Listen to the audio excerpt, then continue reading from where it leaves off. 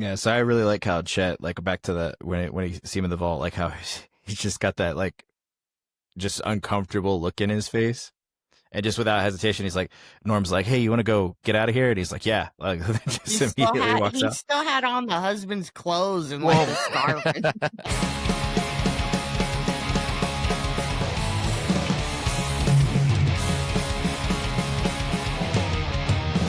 Welcome to Cinema So Far, the podcast where good friends talk about great cinema. I'm your host, James, and today I'm joined by my friends, Sydney. What up, playa? What's up? And Alex. hello. And Paul. Yo. And finally, we got the producer helping us out with all the technical stuff, Travis. Hello, fellow vault dwellers.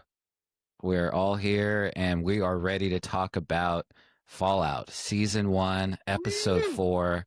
It is titled The Ghouls. And let me just give a quick synopsis for this episode. In this episode, Lucy and the ghoul encounter dangerous situations leading to a moral dilemma and intense confrontations.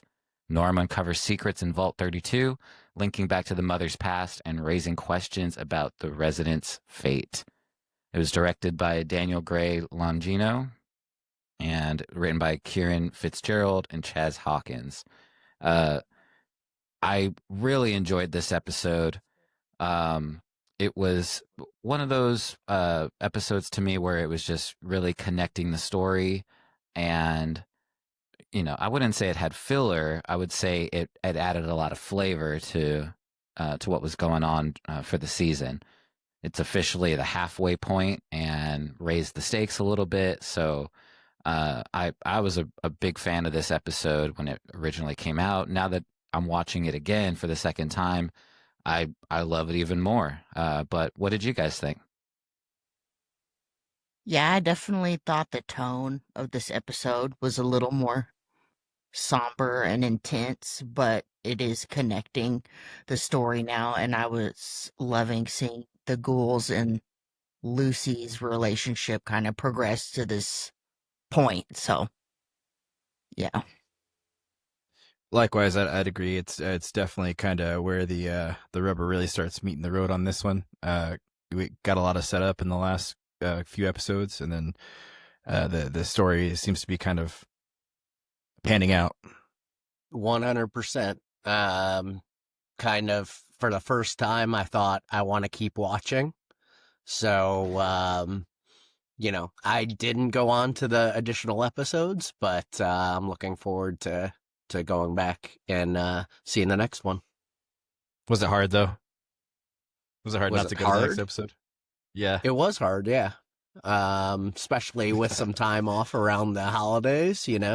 I wanted to start binging, and so I found something else to start looking into. But I'm going to still try to do this one episode at a time. Only problem with it is, watching them in a week in between. Like I watched 3 and 4 together, so I'll probably watch 4 and 5 together next time. That's the hallmark of a good show, is it makes you want to keep going if they're already out, right? Are you still 1 foot in, 1 foot out, Paul? Are you all in now? I'm in. I want to see where it goes. So yeah, I'll Nice. definitely plan on finishing this season. I thought Yeah. this episode was very thought provoking.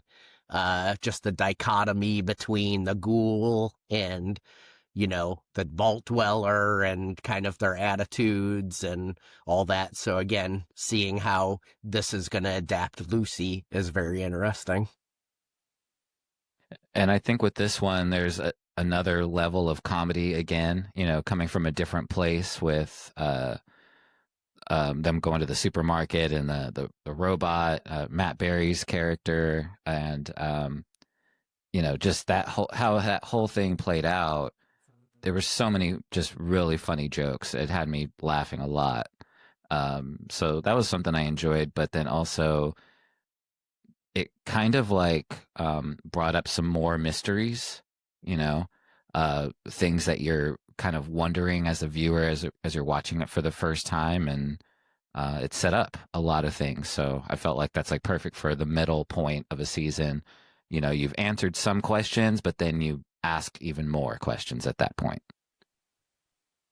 So with that, let's go ahead and get into the recap. So the episode opens with Lucy, McLean, and the ghoul wandering through the irradiated wasteland.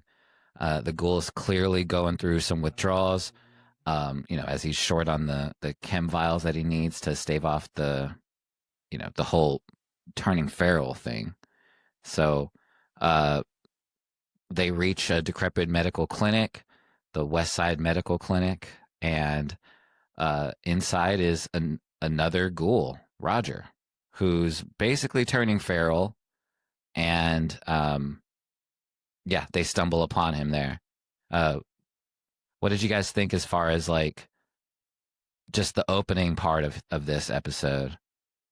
So yeah, I thought, as you mentioned, they come across another ghoul, and I felt what I found interesting about that whole scene was how you're kind of seeing him turn feral in real time, right? Which is which I think they kind of stumble upon that a little bit in the game, but most of the time you're just killing full feral ghouls.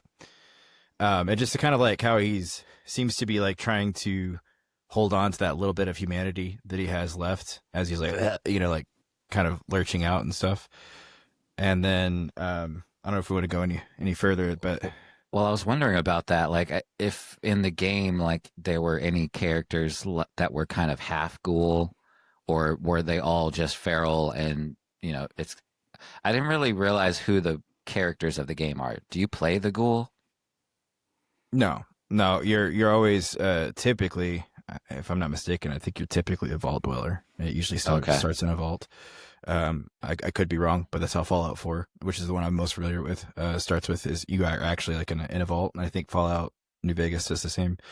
But yeah, as far as playing as a ghoul, I don't think so. I do believe I remember there being ghouls that were like side quests, that you'd come across some ghouls that were still coherent and active, and not completely feral just yet. Oh wow! And so they kind of play on that with this whole Roger character. I thought it was just inserted for the show. I had no idea it had something to do with the game too. Yeah, and I think that like I said earlier, I don't think that they go too much into like, I think you see like some that are not feral, and then most of them are feral. I don't remember particularly like them actually kind of going more into a transition point, which I think you saw twice in this episode, which I thought was very interesting. Yeah, one I liked, one I didn't like as much, but we'll get to that. I'll just say here that just to finish out the recap part of it. So the ghoul shares a grim reunion with Roger, but then he ends up mercy killing him. And this is the moment that hits Lucy, where she's seeing seeing a dying friend that has turned cannibal. And the ghoul starts chewing on Roger's corpse. Lucy's horrified, and it's almost like she gets this morality check that like slaps her across the face right then. Like she just totally realizes it, and you get that line, asterisk, you don't make itself. Yeah, I wrote that down too. It's so brutal. Didn't he make her like finish him off with that weapon? Or yeah, he did. Like she kind of got a little high and mighty, like, how could you do this, and yeah, that was his answer, is like, well, you need to do it then. her oakley dokley spirit is kind of getting squandered at this point, but she's still so like sweet and polite and stuff, but she's getting like harder, as the season progresses. A brick of reality to the face. Mm-hmm. Yeah, the ghoul's kind of like Mr. Miyagiing her, right? Like it's like he's trying to like teach her something by just degrading her as much as possible and bringing her down to his level, I think she's like softening him up too. Like they're kind of like two sides of the same coin, like mirroring each other in that way. Yeah. And real quick, I did want to kind of go back on you're talking about the mercy killing part.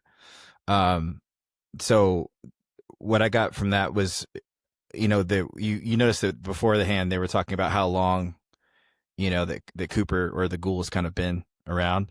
Yeah. And that's kind of maybe her first glimpse of like how old he actually is.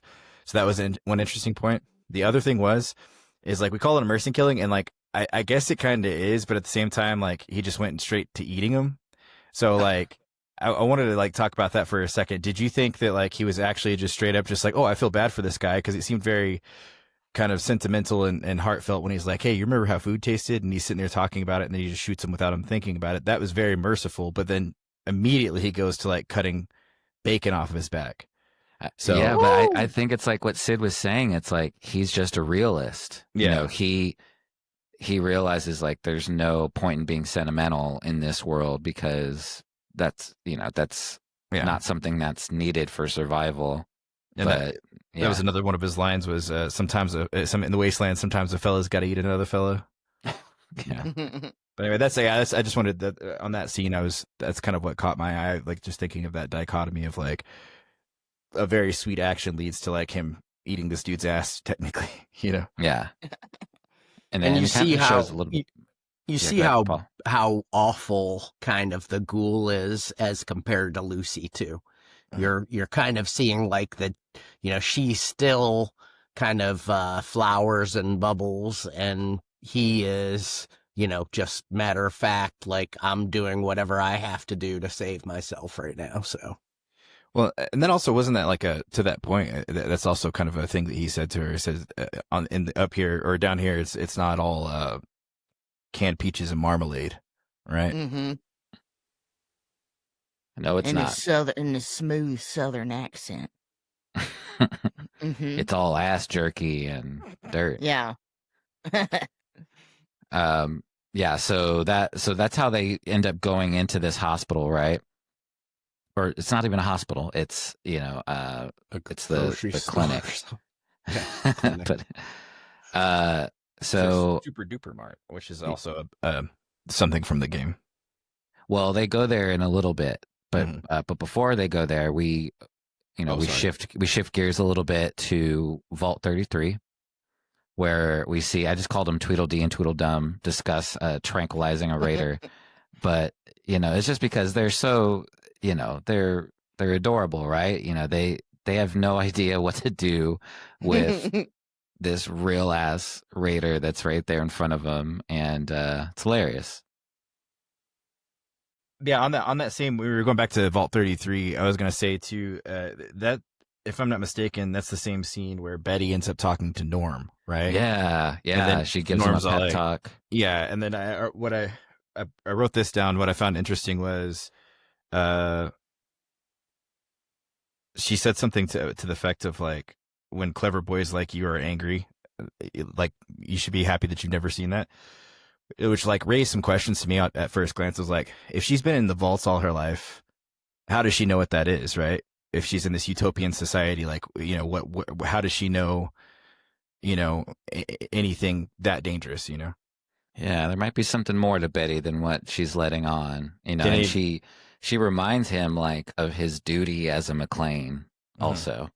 Yeah, and So the she's emphasis giving him a pep on talk. like the McLean legacy, which is something you kind of you kind of hear throughout the series. But did anybody else get that kind of vibe from that conversation? yeah, I mean, there's definitely, again, she knows a little bit more, and you start wondering, okay, what is this? Why is there somebody who's has a little bit more knowledge of what's going on the outside world? Yeah, the plot thickens. Yeah, and it was also just kind of nice. I thought, Betty was very reassuring to Norm, and felt like she was really just trying to help him out. As far as someone older, just laying it out for That- someone younger. Hey, this is what's going on. That's what I was kind of just getting from it. You know, good old pep talk. Yeah. And so, anything more about that scene, or we want to cut to the next one? Let's move on, shall we? All right. So we're walking through the wasteland. The Ghoul and Lucy find some radioactive water to drink, and after sensing some weakness in the Ghoul, Lucy tries to run away, only to be caught and trade fingers. She bites his off, he cuts hers off, and he says it's basically a fair trade. Yeah, An eye for an eye, tooth for a tooth. Yeah.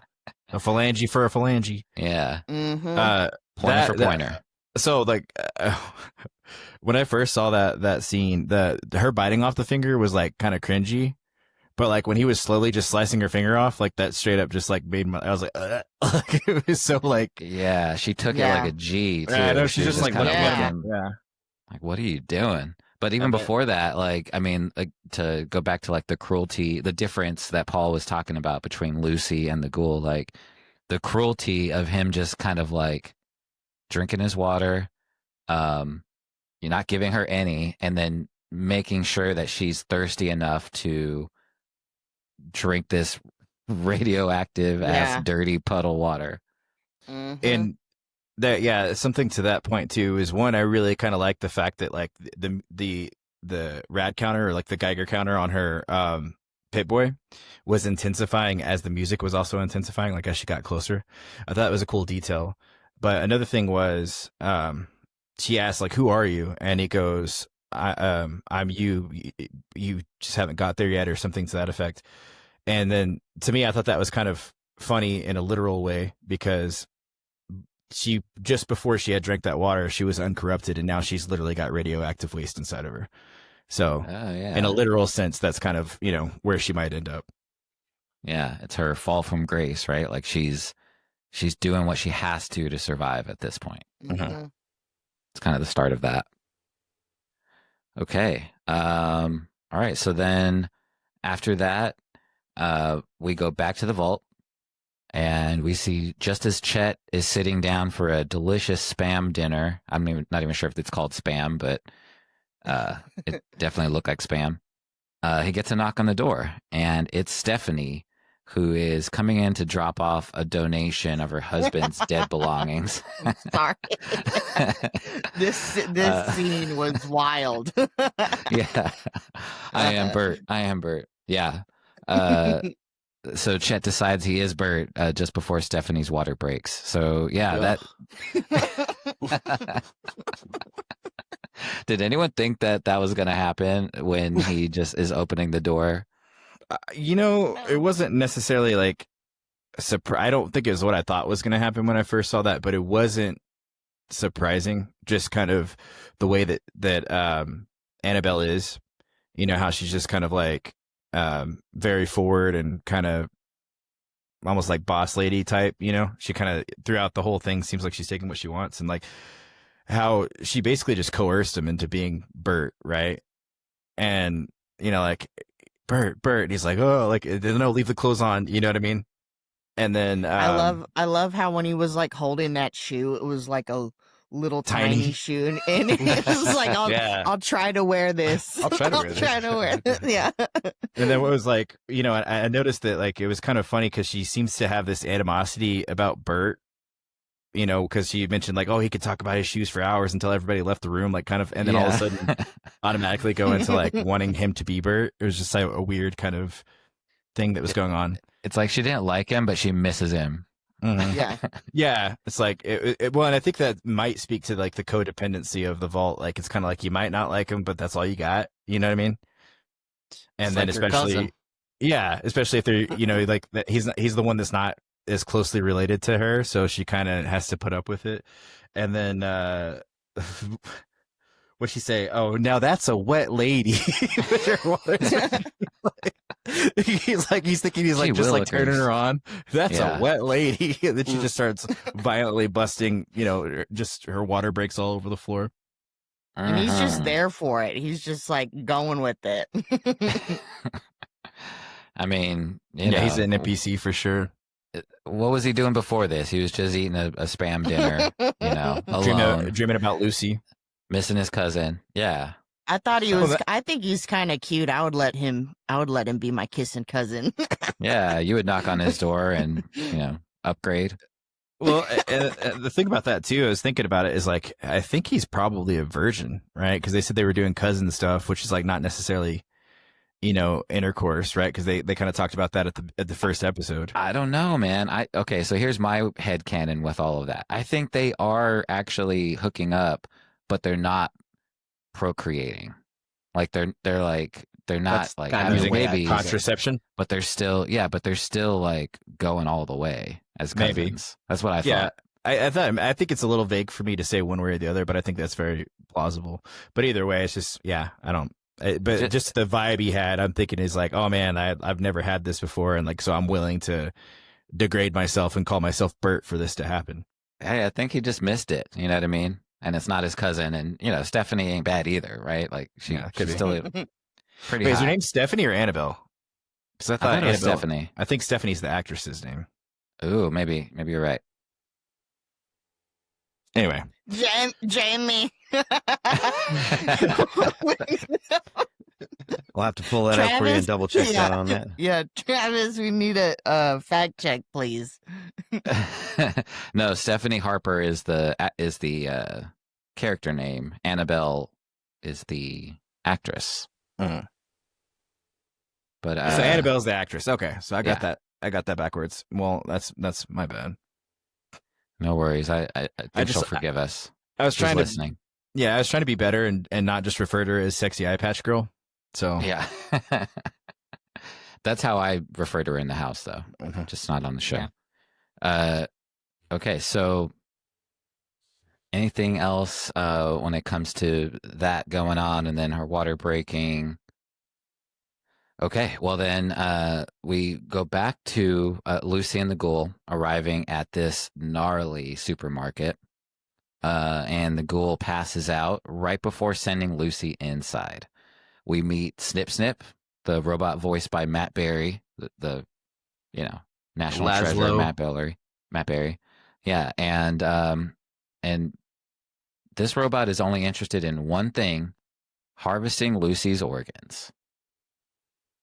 yeah, I thought that was Yes. a funny transition. One, like he's got a drawer full of rotting fingers, and then how does he reattach Yeah. it? And it's just fine. But then the Why would dialogue he was give her a new finger if he's about to harvest her organs? because he's a nice Hey, guy. It's robot logic, you know what I Yeah. mean? Well, Mhm. to that point, so in the game, that's another thing. They're everywhere in the game, and they kind of like are part of side quests and whatnot.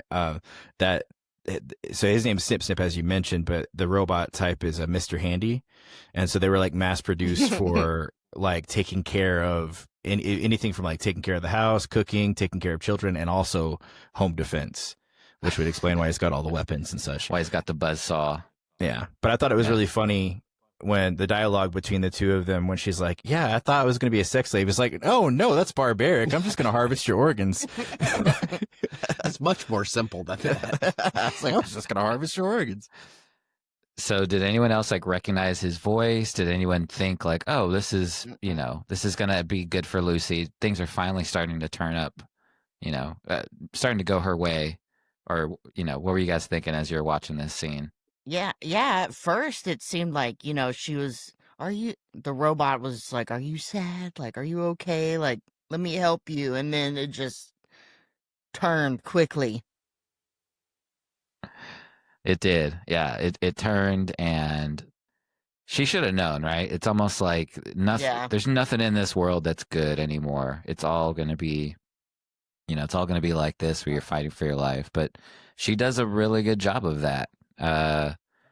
I'll just to bring it up on and go into the next part. Well, actually, I'll save that because we go back to the vault for a second. But anything before we go back to the vaults? Okay. To the vault we go. We going back to the vaults, and this is where what's that? No, I was just gonna say you're asking if I recognize the voice. Like I recognize that right off the bat. I was like, "Oh, that's Laszlo," like Matt Berry. Yeah, Yeah. Laszlo. So as a big fan, I know you and I have talked about how we're big fans of What We Do in the Shadows TV Of show, that, and then he's Toast of London, and he's just the best character in that whole series, in my opinion. so good, so Mhm. good, and just his voice is completely recognizable. You Yeah. know. But when we go back to the vaults, this is Norm bringing the desserts to the raiders, and pisses off the security guard in the process. Norm is he has a brief exchange, but it's still ominous with one of these raiders, and the raiders is the guy is obviously not in a place to really, give a lot of information, but he does hint that there is something going on with the vault dwellers that's, not being said. A little bit of a mystery there. Some shady McGrady business going on. Yeah. Mm-hmm. And so we see that, and then we find Norm. He goes back to Chet's vault to go pick him up. Chet opens the door, and Stephanie is there giving birth. So he's glad to get out of there, and they go explore the other vault and make some mysterious discoveries. Yeah, so I really like how Chet, like back to the when he see him in the vault, like how he's just got that like just uncomfortable look in his face, and just without hesitation, he's like, Norm's like, "Hey, you want to go get out of here?" And he's like, "Yeah." Like, just immediately walks he out. still had on the husband's clothes and like the scarf. And you could, I was wondering about that. and you could hear Stephanie just giving birth in the background, just screaming and wailing, and it's just like this idea that he was just thrown into that like overnight, and he's like, "Oh crap, like, yeah, this is heavy. Let me get out of here." Not sticking around for that. In my notes, it just says the pregnant lady, LOLOL. That's how I have her down. She's moved in. She's comfortable. Yeah. And then back to Norm and the Jello. I think that that was really cool of Norm. I think that kind of shows like his character, like, hey, take this Jello, because Veronica, the guard, was like kind of pissed off. Yeah. I thought that was nice. But yeah, back to what the guard said. He said something to the fact of like, I don't know what they were doing in Vault 32, but it wasn't innocent. I thought that was like some straight eerie foreshadowing. Kind of made me feel uncomfortable. You keep when they go into there, you see all the fields are dead and all that stuff. So something's been going on.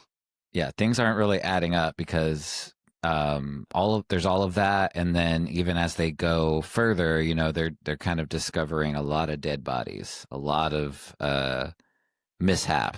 Something went down there that they didn't really know about before.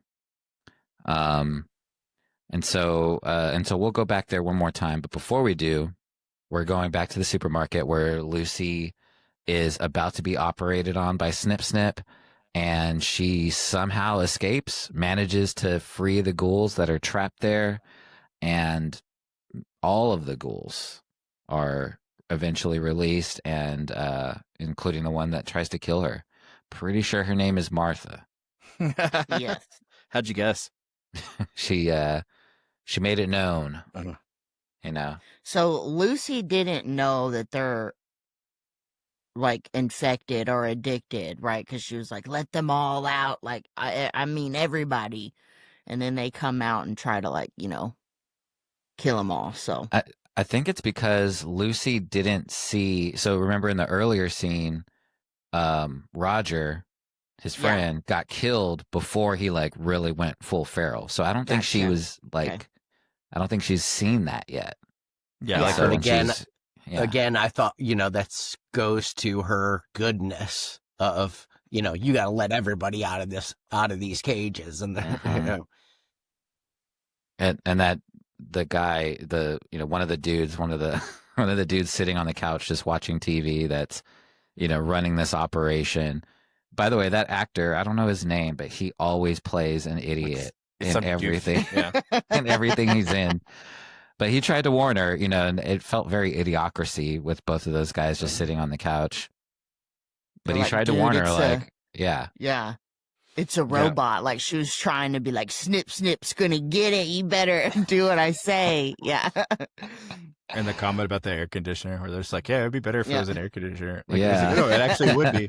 We actually would care. Yeah. Until she brought up the Abraxo cleaner, which again, that's another thing in the video game.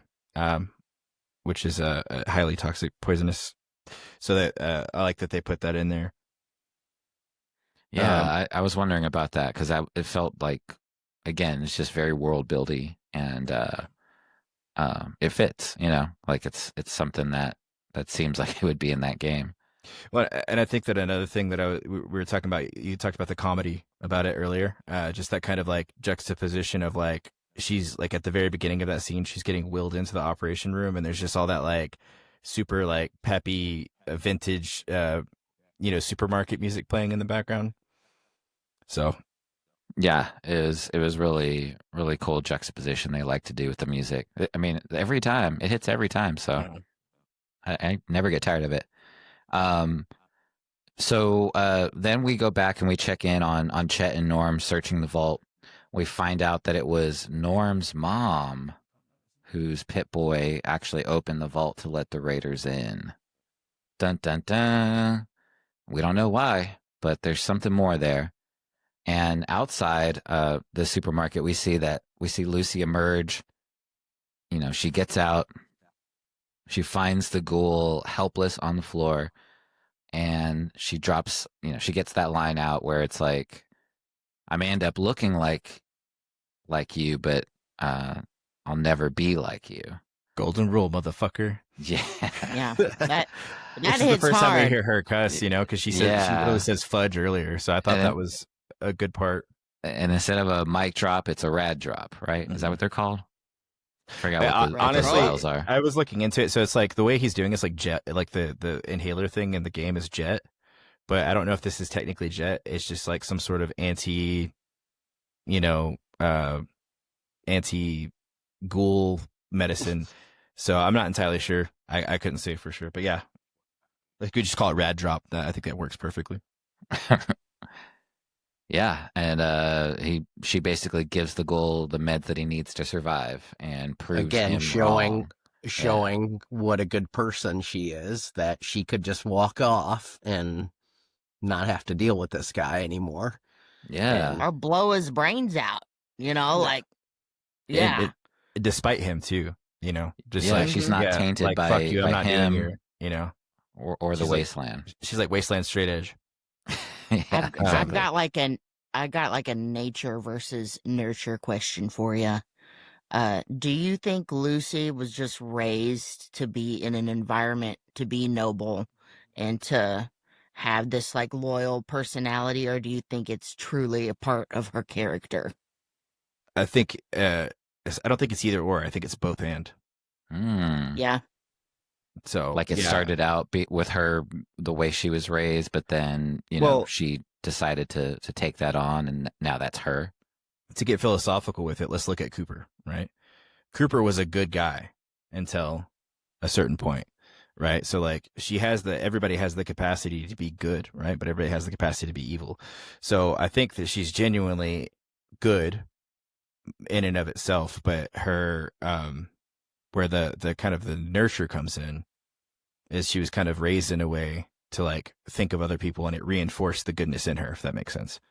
Yeah, like Well, to quote and she has no perspective on the outside world, so Yeah. they didn't know what was going on out there, especially her being not first generation or whatever.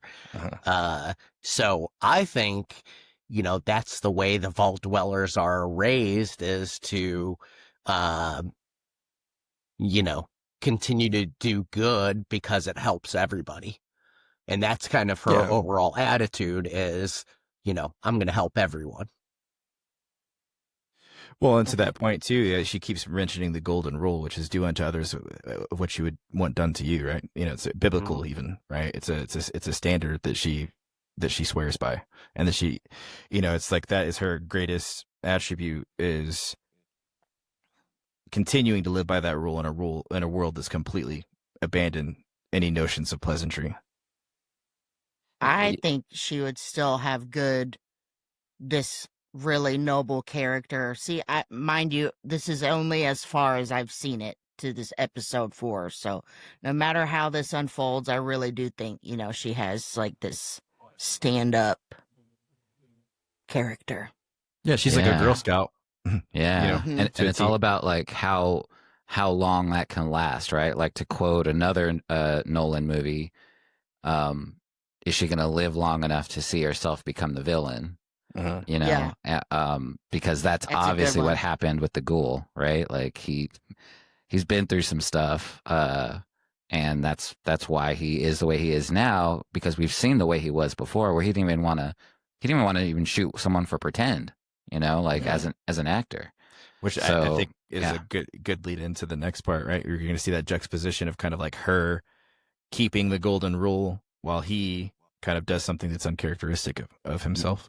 yes, which what he does is he stumbles into that supermarket, takes every drug he possibly can get his hands on, and then right before he catches himself on the TV screen, and it's literally showing the scene that we left off with him, deciding to not shoot that guy. He does it. It turns out that he does shoot that bad guy after all, after he drops that line, and we see that is the end right there, as he's really soaking that in and seeing what he seeing what happened before. Mm-hmm. Well, yeah, I think that was the beginning of the end, and in his perspective, or from his view. And then the last thing he said too, I think is kind of important, is that when he shot him, he said, "I hope you like the taste of lead. You call me son of a bitch," which is kind of kind of goes back to that whole like he was like, I don't know, everything seems fine, but then that Red Scare kind of thing that they were talking about. Or kind of referencing is kind of a reference to the Red Scare that actually happened in the 50s and 60s in U.S. cinema. But one other thing I wanted to mention, though, is it reminded me, too, of, like, he's this, like, wholesome John Wayne type, and then Hollywood just changes, right?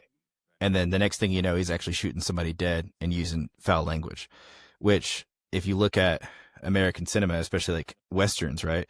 You go from like Rooster Cogburn to, something like The Unforgiven, or, Good, the Bad, and the Ugly, where it's just a lot more gritty. It's a lot more violent. It's a lot more, it's not your wholesome 1950s, Roy Rogers shoot 'em up kind of. Yeah, there's a progression there. The lines get blurred. That's his first foray into, hey, I want to be this good guy. I want to be seen as a good guy, et cetera, to, okay, this is my first step into doing what I don't want to. And, it is what it is. It changed him. Yeah, it's like the beginning of where he goes from there, right? Like it's the beginning of the change. And it starts off, kind of small. But we obviously villain see where it origin goes. story. Yeah, which I can't, I really can't wait to see what happens from that point to how he ends up where he is on the couch. There's obviously a lot more story to tell there. So excited about that. And I think this was just a really well-rounded episode where it really developed each character a little bit more. We got more of why the Ghoul is the way he is, and how he thinks, why Lucy's the way she is and how she thinks, and how we're, like you said, they're two sides of the same coin, but very different at this point. And now you're starting to put the story together where you're wondering what's going to happen with this or that. Things are starting to go on to where you have more interest in that. How it's going to portray and how it's going to bear out, whereas the first couple episodes you're trying to get your footing in, see what's going on. So this is, to me, was really kind of the concreting of the story, and making me want more.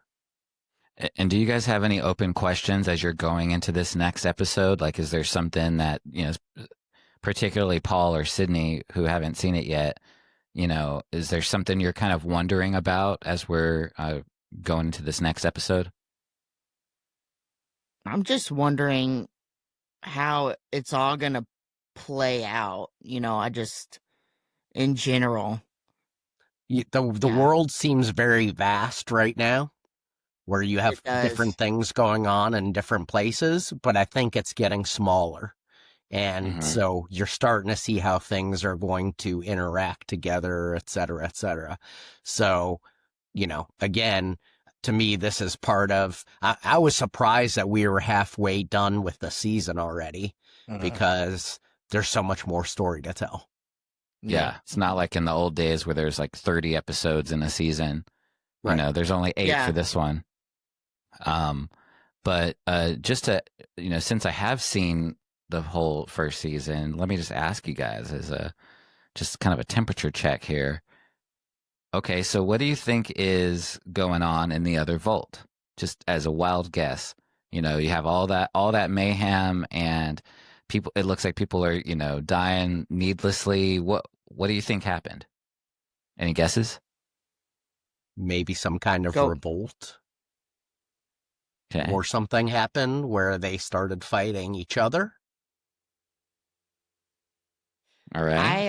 I have no idea what to expect. Just some shady business going on. Maybe it's not shady at all. Maybe they're just spreading misinformation. I don't know. Propaganda. All right. What about you, Travis? Seems like they're all going crazy because they were eating each other. It's cannibalism. So you start to lose your mind eating human meat, I think, over time. Yeah. There was. Yeah. Ass jerky has its side effects. I'm telling you, it's funky. Which is funny too, because like the Wendigo, I don't know if you've ever heard about that, but that's a Native American superstition or folklore about how if you eat human flesh, you turn into a monster. So no. it's kind of, but no, to that point, we're talking about what's going on in the other vault, and I'm not going to give any spoilers because this is all directly from that episode. But if there's some things that you didn't notice, right? So one, like when they go to the vault, there's messages on the walls like kill or like fuck the management. We know the truth. And then early on when they went into the vault for the first time, Vault 32, Norm checks one of the Pit Boys and says that there hasn't been any sign of life or any biosigns in this for 2 years. So we know whatever happened 2 years ago. And then Chet in that same scene goes into a room where a video is playing, and it's about an experiment that Vault Tech did with rats, where they gave them, they mentioned in the video, all the comforts that they ever needed, all the food that they ever needed, and everything was going well until they started running out of, there was overpopulation, they started running out of resources and eating each other. So if that's any kind of, Yikes. any kind of, but also, I mean, the imagery in that scene was kind of rough. I mean, if I'm not mistaken, didn't they, like, there was like empty cribs and stuff in there, and like people just like stabbed with foosball tables, like all kinds of like really just raw, crazy stuff. And then the next thing is another sign of a revolt is the last scene where they were in Vault 32 before we saw the last scene of this episode. They go into the overseer's office and see that he was tied up. And so either he was tied up and left to die there, or he was tied up and murdered. And was there like a bottle of glue or something right next to? Is that what I saw on the table? Did anyone else see that? I didn't. Oh, it was on the desk. Didn't The catch desk it, there. yeah. Okay. Well, yeah. I mean, we're supposed to be asking those questions of like, well, what really did happen? And then let me ask you another question. Do you think we're ever going to see the robot again? Yeah. I never pondered that question, so I would imagine the robot or a robot of similar ilk are many around, but I don't know. Okay. What about you, Travis? You think, do you have any questions that, you're thinking about going into this next episode, or do you think that you're going to see the robot again? Not that robot. Not that one. It's not going to make a comeback. No, but there will be more. I imagine there will be other types that do other things. Is there another character you guys are wanting to come back from the previous episodes? Because this one was kind of focused. You really only saw a few characters. Yeah. One thing I really noticed is you don't see Maximus in this episode at all. Yeah. Yeah, true. I was going to say the new Squire, Yeah, Thaddeus. I think he's funny. Not that. Is his name Thaddeus? Yeah, it is. Okay. Yeah. Uh-huh. The one carrying all of his stuff. Mm-hmm. Yeah. The gopher. Yeah, I hope we see him again too. Yeah. Okay, and then let's see here. Anything else for episode 4? Again, just any kind of overall thoughts for the episode. And is it something that makes you think about the future episodes at all? To me, it just set up what is going to happen in the future. So again, I think, episodes 3 and 4 or whatever, they're kind of getting their feet set on the ground of this is how the story is going to move. And, now it's all kind of coming together. But as far as what there will be nothing that could, surprise me in the next episodes either. You're ready for Yeah, it. it just went by so fast. Like I really wanted to play the next episode, but I'm gonna wait. So Yeah, it's the yeah. clincher episode. This is the one where when I went back through, that's the one I stopped on because I only saw the first half of it, and then when I came back, that's where I was like, I saw 1 through 4. I'm just gonna watch 4 and set on it, and then I just couldn't. I had no patience. I watched the whole series that night. So, and I'm enjoying control. I'm enjoying rewatching it, and it's also like you said, it's worth rewatching because there's a lot of stuff that I'm catching that I didn't catch before, and then So yeah, I'm very looking forward to, and I'll be patient this time, but I'm looking forward to watching the rest of the series again. I have a question about the vials in the scene when he's at Rogers. Okay, from an addictive personality type, why didn't he just grab the whole box? Why was he taking like handfuls and he didn't even put them? He has a duster on where he can fill his pockets. Well, he like picked something else or I was like, just take the box. Yeah, I didn't get that. I didn't get why he didn't just Makes grab no the box. sense. But I Put just him in figured his maybe hat he and was. and they were falling out all over the place. And then he drops them like a I terrible thought it was addict. because he just did all those drugs like immediately. All the drugs that they had in that room, basically. So I figured he wasn't thinking clearly, maybe. Just to the face, he's just still all fucked up. Yeah. He wasn't I thought maybe his best moment. I thought I kind of thought the same thing, Travis, and I think it was probably just more of a stylistic choice for just kind of, I don't know, like it just like the aesthetics and visuals of like the ASMR of the clanking and stuff. I don't know. It really kind of didn't make a lot of sense, but That makes cool. sense though. Like just where there's more activity happening than just grab box and go. Another question I have: did anyone feel bad for Martha, the ghoul, or was everyone just ready for her to get shot and out of the way? Because I don't know. I got a little like, I don't know if I was supposed to be crying or feeling really bad for this person, but I could not care less. I felt bad for Martha, but I think to a greater extent, I felt bad for Lucy in that moment because Lucy was realizing oh, this is like worse than it is, like, and what she can and cannot trust because it seemed like, oh, she's speaking English. There's, she's not ghouled out just yet. She's remembers her name and just kind of hoping that this woman had something left inside of her and then realized that she had to, shoot her. Yeah. I mean, I get what they were trying to do. They're trying to make me feel, they're trying to get me in my feelings about it, but I just didn't feel like it worked. I don't know. It didn't make me want to cry or nothing, but I think it was definitely kind of poignant in the sense of like, to me, just kind of illustrating, Lucy's trust and how that plays into the wasteland. Yeah, and her best intent is to help people without knowing what she's really stepping into. So she's just doing things and they're, I don't know that you want to do that. Oh yeah, let's do it, So she doesn't know the repercussions of her actions of trying to. Oh yeah, that's a good point. Like maybe that interaction with Martha convinced her to give the drugs to the ghoul on the way out. Like, okay, I can see how bad it gets whenever you turn into one of these things. So here you go. Okay, yeah, I can see that. All right, so it wasn't a completely useless scene, I guess, but yeah, that was just one of my little nitpicks. See, Paul's you're getting muted, deep. Travis. Huh? Yeah, just like Paul got deep on it with like, he was like, yeah, this is like, like I just find it funny as Paul on this episode as a comparison to kind of like Weapons or other movies. He's like, I didn't even look that damn deep into it. Like this movie sucked. And now he's over here like, yeah, it's like, agreeing with me. It's like the illustration of like Lucy's goodness. And I'm just like, I just think it's funny. Because I have this constant watch over what people's actions do and who are they in for, who are they in for. And I really admire Lucy and her attitude of do unto others as you want them to do to you.